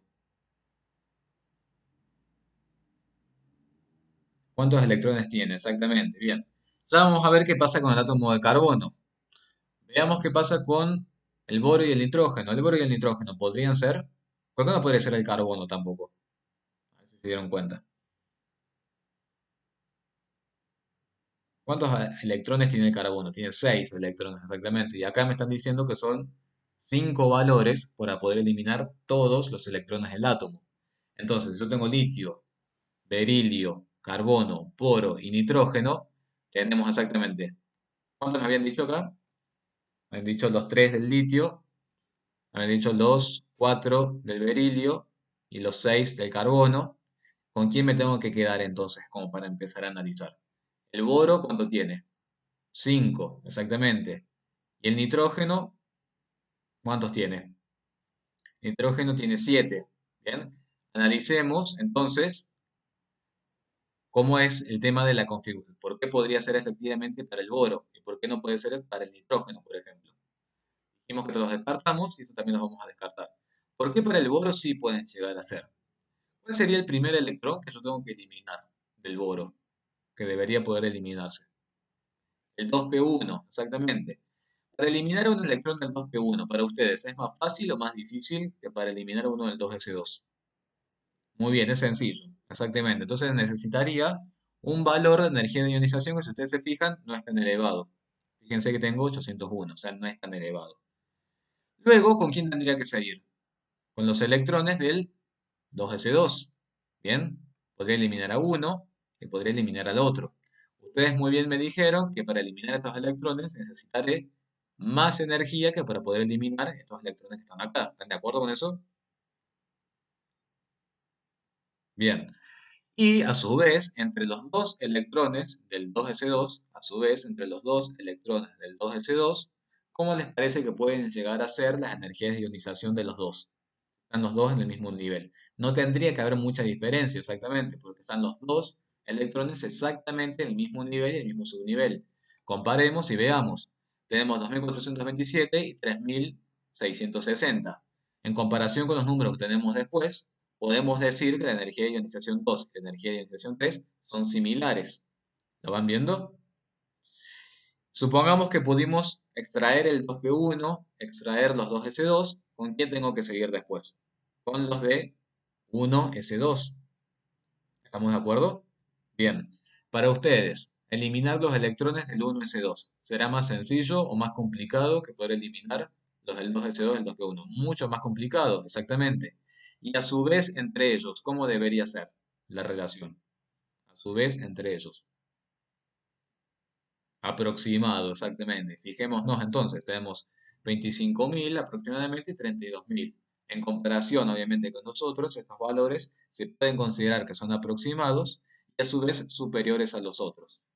Entonces, por eso se puede llegar a decir que estas cinco energías de ionización le corresponden al boro y no le corresponden al litio y al berilio, ya sabemos por qué, y al carbono y al nitrógeno tampoco, porque supongamos que hubiéramos dicho que estas cinco energías de ionización le corresponden a los cinco electrones de valencia del nitrógeno.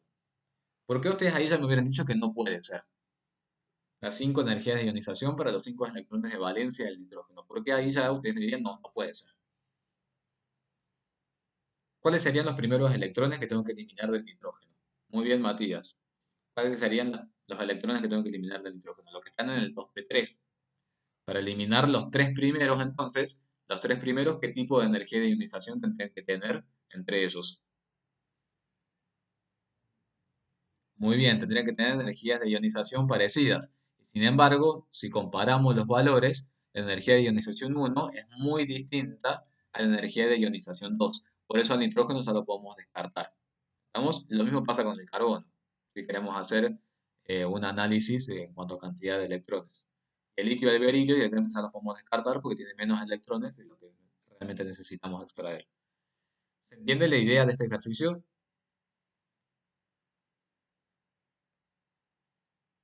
El resto, bien. ¿A qué hora tienen el teórico? ¿Cuatro o cuatro y cuarto?